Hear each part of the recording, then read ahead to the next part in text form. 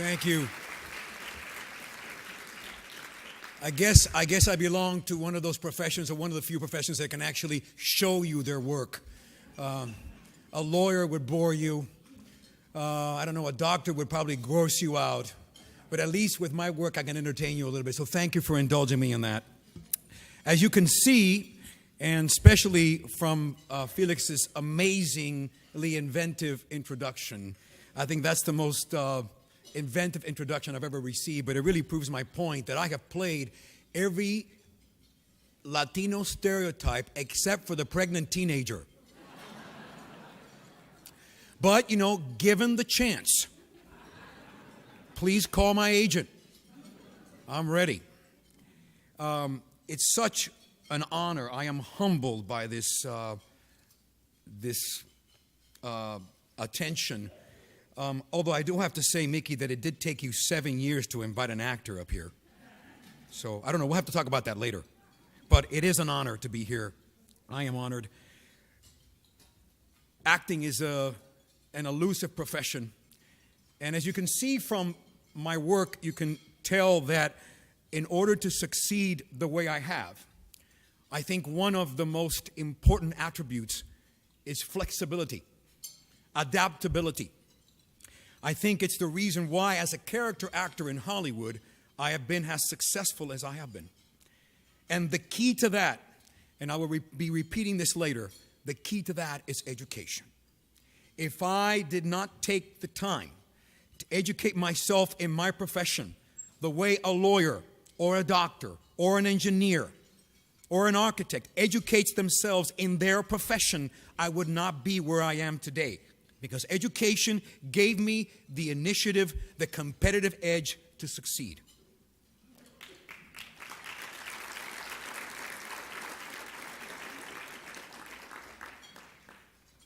Shakespeare's Twelfth Night, a wonderful character that I've actually played at the Royal Academy of Dramatic Art in London, where I studied, has this very quoted triptych where he says, some are born great, some achieve greatness, and some have greatness thrust upon them. The fact is that of all the parents in the world, it is probably only Latino parents that believe that their children are born great. Because some of them will look at their children and go, se parece un chango, but he's going to be great.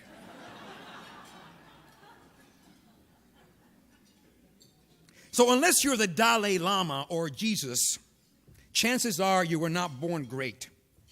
Neither poverty nor wealth, nor that revered distinction, the middle class, or even completely delusional parents, like Latino parents, guarantee that you will have success or achieve success.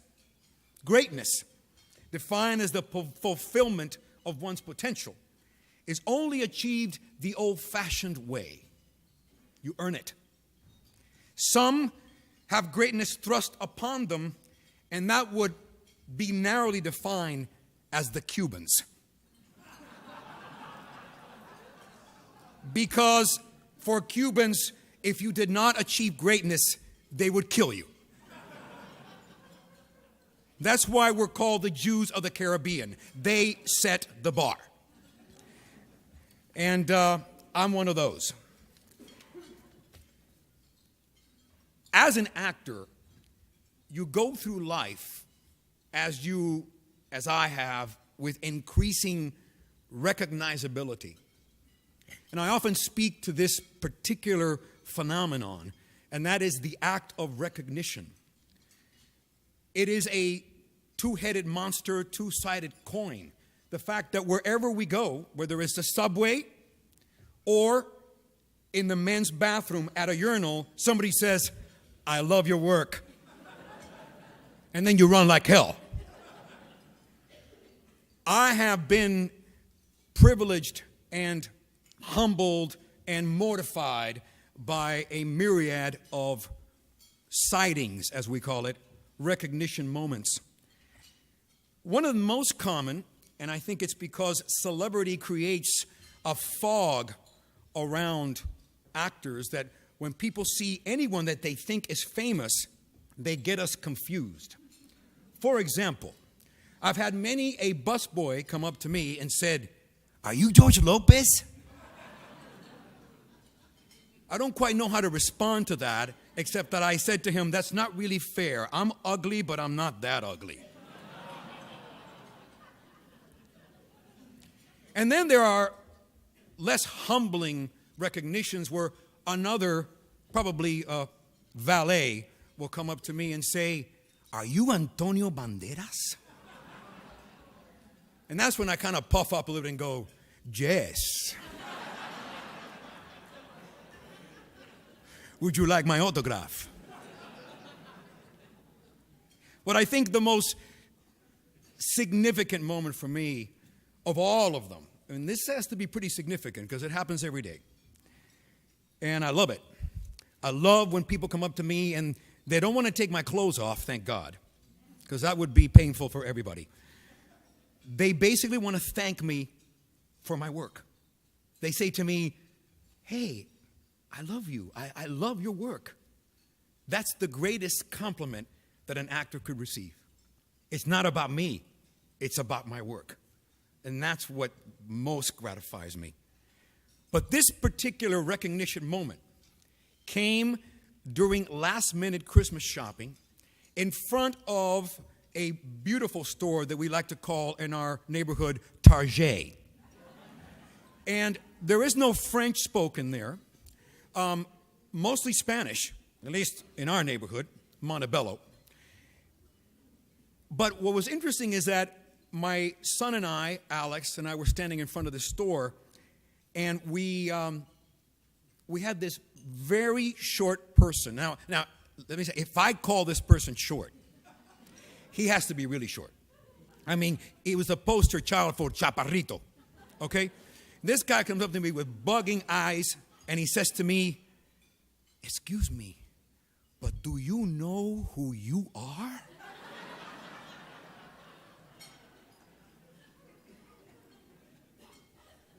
Please help me. How do you answer that? I had to opt for the philosophical response. And that is, "I don't know. I'm still working on it."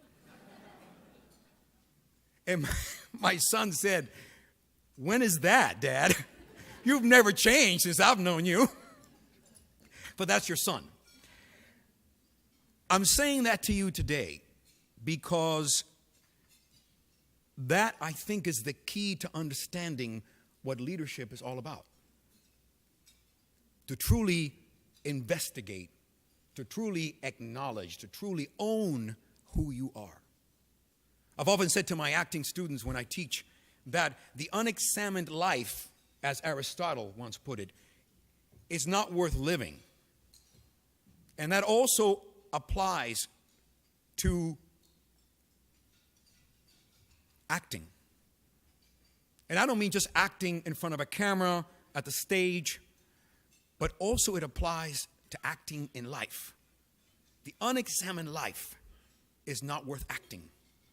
And I think that what I find in common with other leaders who have taken on the responsibility of leadership is that they have examined their lives in a way that has made them stronger, that has made them more creative in their work, and that ultimately has made them more able to enjoy the rewards of what they have accomplished.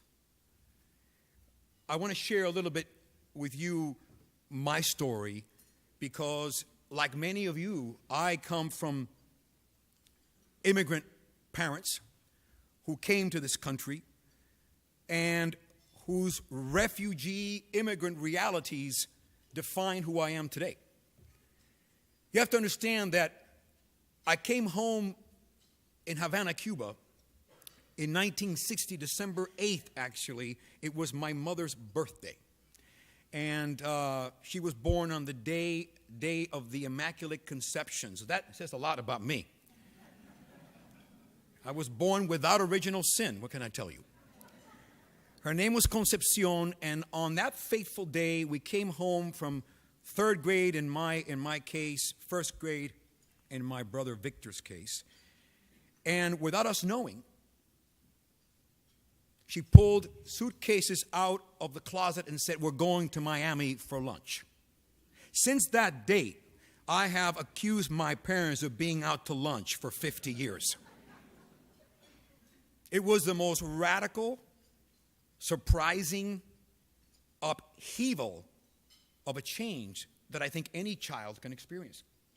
And a lot of us, a lot of the people that Enrique talked about, a lot of the people that I've played, a lot of the people that we know, including ourselves, have been there as a child, pulled out of a reality and thrust without any say whatsoever into another.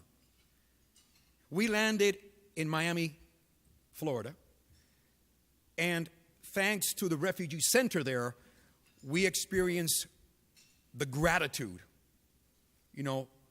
of being the recipients of the amazing generosity of this country. Because however many faults this country has, this is the most generous country in the history of the world. No question about it.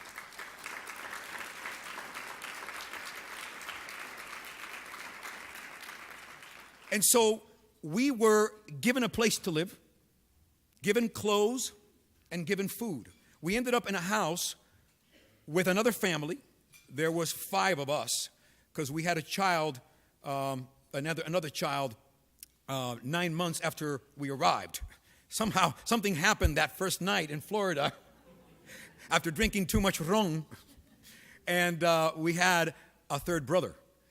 But we were living in a house of 2 bedrooms, 1 bathroom with 13 people. You can imagine what the lines were like in the mornings for the bathroom, just to avoid wet towels.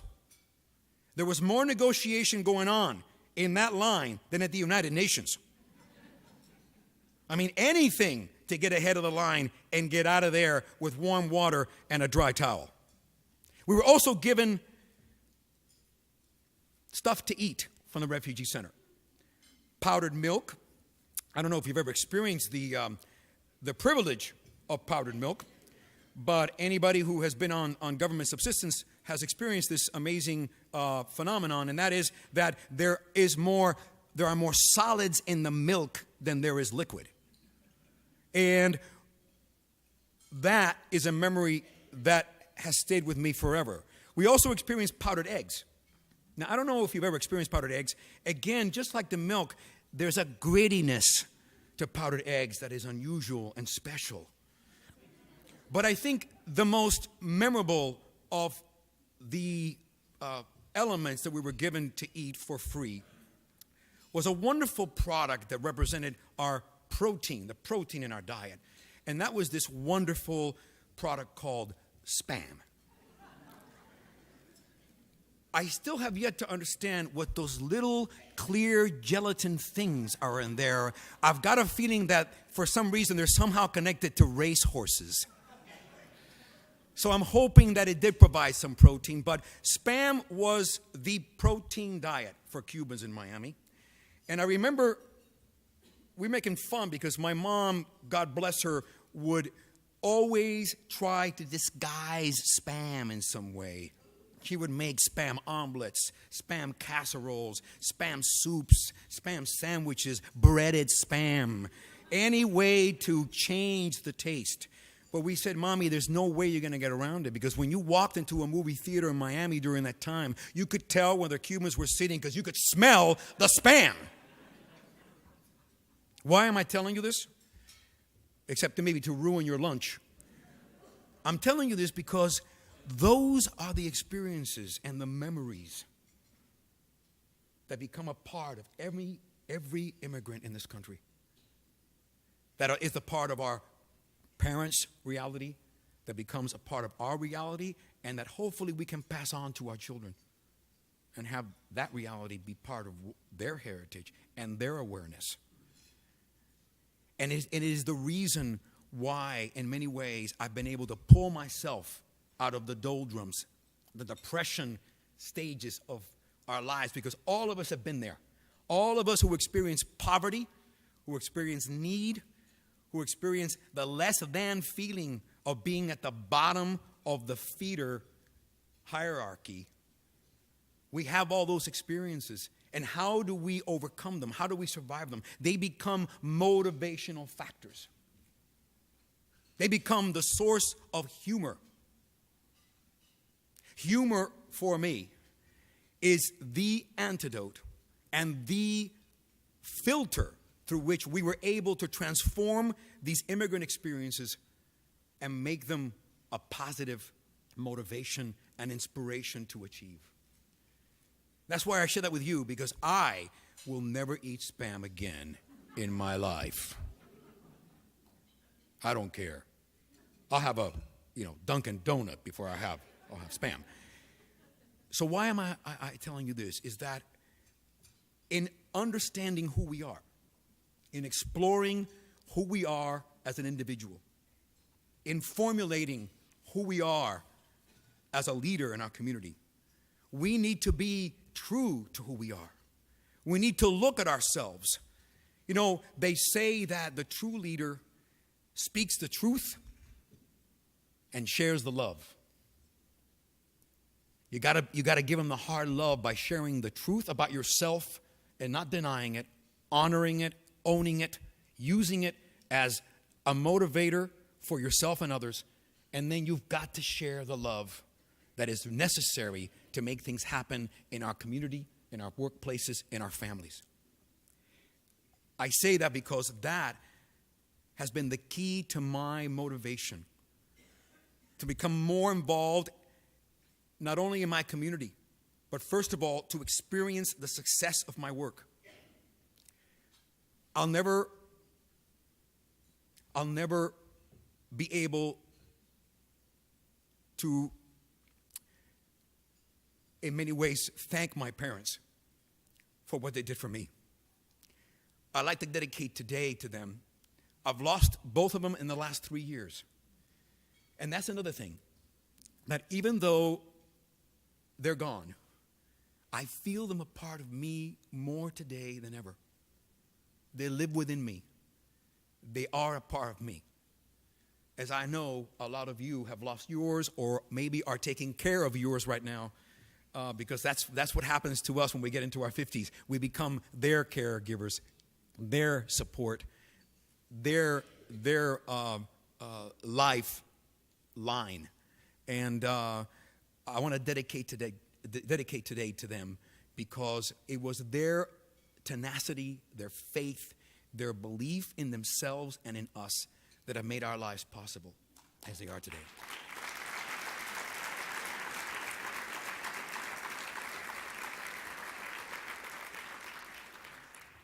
Finally, I want to conclude with what happens when we get to a point in our lives when we have achieved professional success. We have created our own integral families. We have given birth to children.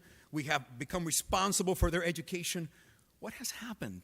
What has happened to us then when we have, and I've met some of them today, people who are at the latter stage of their lives? They have basically established themselves as professionals. They have, fulfilled in many ways their responsibility as parents.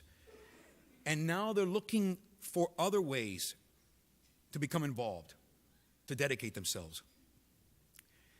I got to that point a good 10, 15 years ago, when I looked at myself and I had been able to achieve something miraculous, which is a middle-class existence as an actor, making my living solely as that. Now, you have to understand that only 2 to 3% of all jobs in Hollywood are Latino. And only 5% of 100% of the actors make a living, and most of them at the poverty level. So for a Latino actor to achieve middle-class status in this business is truly miraculous. So I said to myself, I've achieved what I've achieved. How can I give back? And that's what I want to share with you today. And that is, we must look at ourselves and examine who we are. And from that source, determine how we can contribute, How can we give back? I looked at myself and I said, what is the one thing that has made it possible for me to succeed? And I realized that acting, the gifts that God gave me, as a good Jesuit boy, we learn that it is God who gives us our gifts. We are responsible for developing them, nurturing them, and then we are responsible for using them for the betterment of others. I believe in that process. It is the only way that we're going to really change the realities that Latinos face every day. I looked at myself and I said, what are the gifts that God has given me? And how are my developed gifts relevant to what I can contribute to my community? Communication skills. As an actor, you learn how to communicate. You learn how to believe in yourself, in the fact that you are your instrument. You are your tool. And I realized that so many of our kids, our children in school, did not share that feeling. We have children walking into our programs, which is literacy through performing arts, through theater. And they have never been asked, who are you? We have changed the paradigm of education by teaching not from the outside in with a textbook over the head, but going inside and teaching from the inside out and connecting them personally to education, to communication, to writing, to reading, to speaking. We have done phenomenal work with English learners, recent immigrants, that have gone from being what we called tapados, introverted, paralyzed, without even the ability to have an original thought. And we have transformed them physically, emotionally, intellectually, but most of all, we have transformed them as a person, as a complete person.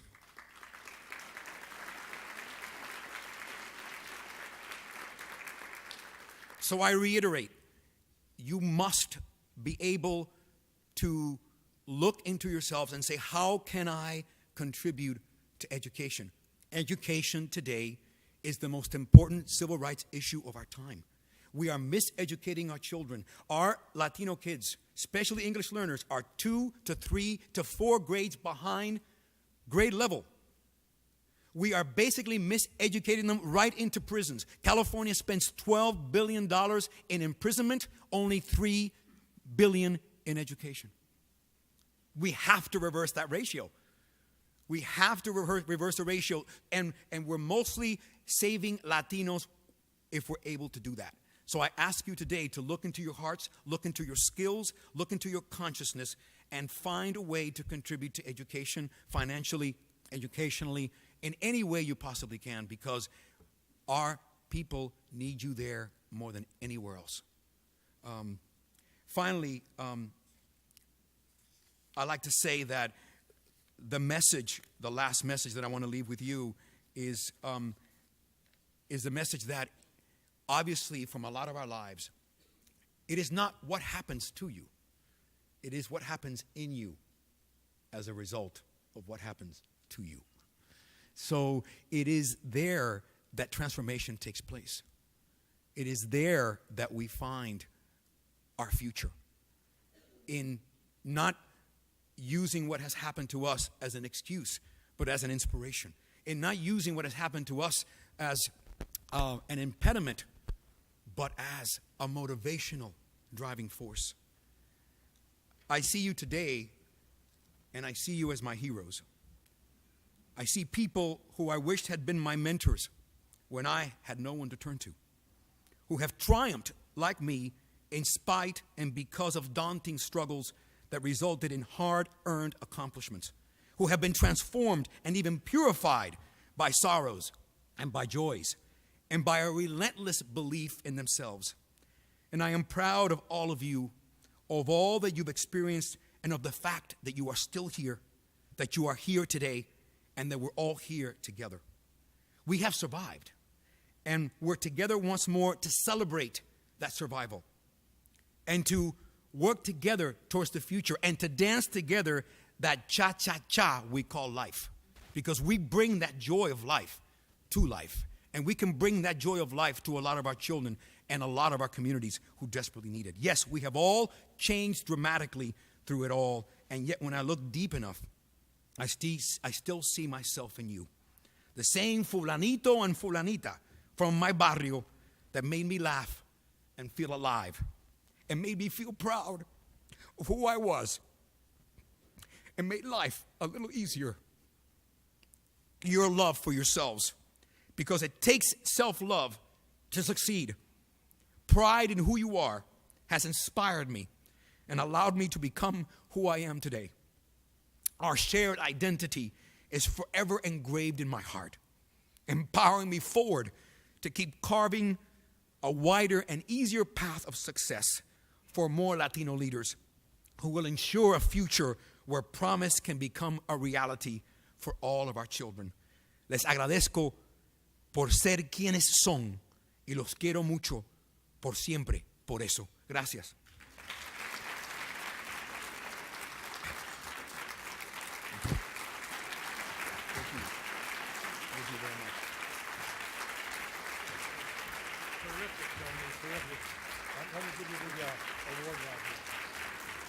Thank you. But no, before that, Mickey, I thank Felix for that wonderful introduction, but I also want to thank Mickey for inviting me here today and giving me this opportunity to speak to you. Also, I want to thank Bob Garcia for his wonderful prayer, and of course Norma Vega for creating this connection between me and Mickey and this wonderful opportunity. So thank you, Mickey, Norma, Bob, and thank you, Latino leaders. I really appreciate this moment in my life. Thank you, Tony. And Tony, I'm very proud to present to you on behalf of the Latino Leaders Network our Community Service Award for your significant contribution to our community and to our nation. Thank you.